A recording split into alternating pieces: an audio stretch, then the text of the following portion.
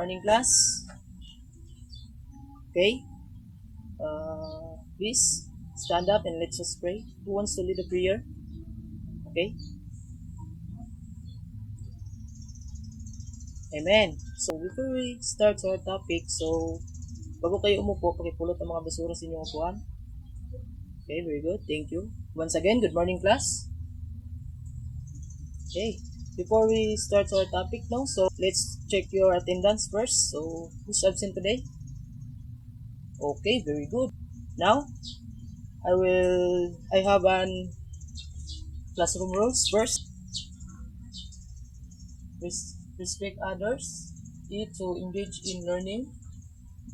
G, to gather materials and be prepared. A, to interact positively with peers and no descriptions allowed. And also, exit the room quietly. So, naintindihan nyo ba ang ating classroom rules, class? Okay, very good.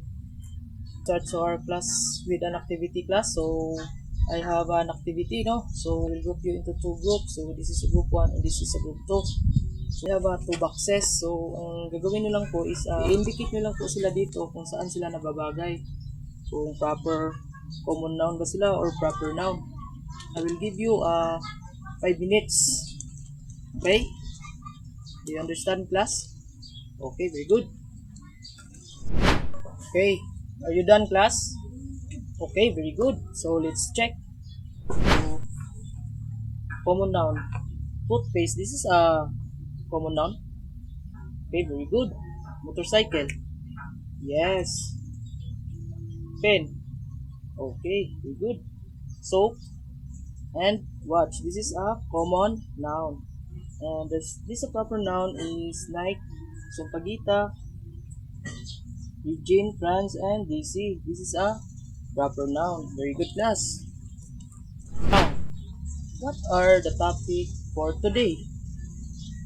Our topic for today is all about what? Sino makakasagot? Okay. Pwede. What else? Okay. Pwede.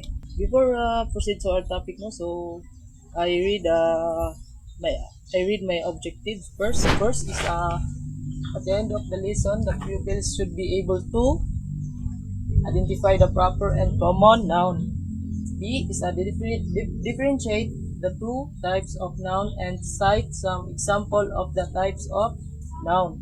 C is to appreciate the use of common and proper nouns in our daily lives. So, our topic for today is all about noun. Okay. Our topic is all about noun. So, what is noun? So, sino makakasagot? Okay. Very good. Noun is a person, place, and things. Very good. So, tayo ditong two types of noun. Common noun is a noun that names a person, place, things, event, and animals in general. So, ang sample ng common noun is a dog, girl, card, holiday, country, phone. Common noun daw is begins with small letters.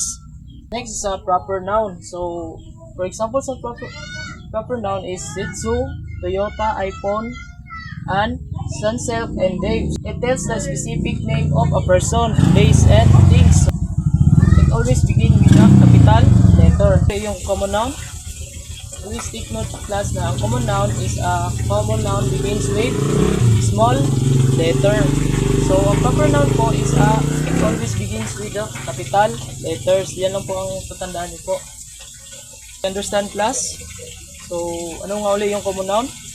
Ang common noun begins with small letters and the proper noun is always begins with the capital letters po. Kung naiintindihan nyo, I will give you another activity, your notebook, and answer this activity po. I will give you 5 minutes to finish this work. Please copy and answer this. Okay, are you done, class? So okay, let's check your activity. Direction. Identify the underlined words if it's common noun or proper noun. Number 1. The park is a safe place for the children. Underline is park. Common noun or proper noun? Very good. This is a common noun. Number 2 is Ruben is playing basketball with his friend. This is a common noun or proper noun? Very good. This is a proper noun. Number 3 is Rinsey has a dog named Dark. This is a common noun or proper noun? Yes, proper noun. 4 is she will go to Disneyland tomorrow. Common noun or proper noun? Very good. This is a proper noun. Number 5, we will be attending a party next week. This is a common noun or proper noun? Yes, very good class. This is a common noun. And next is a direction 2. So distinguish whether it is common or proper noun. Write C if it is common noun and P if it is proper noun. So write your answer on the blank. So place. This is a common noun or proper noun? Very good. Proper noun. So number 2 is Nike. This is a proper noun.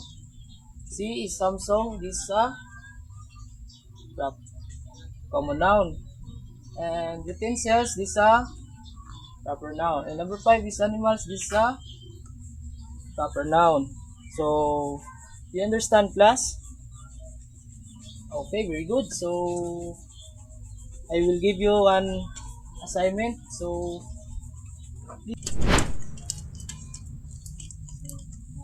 and for your assignment,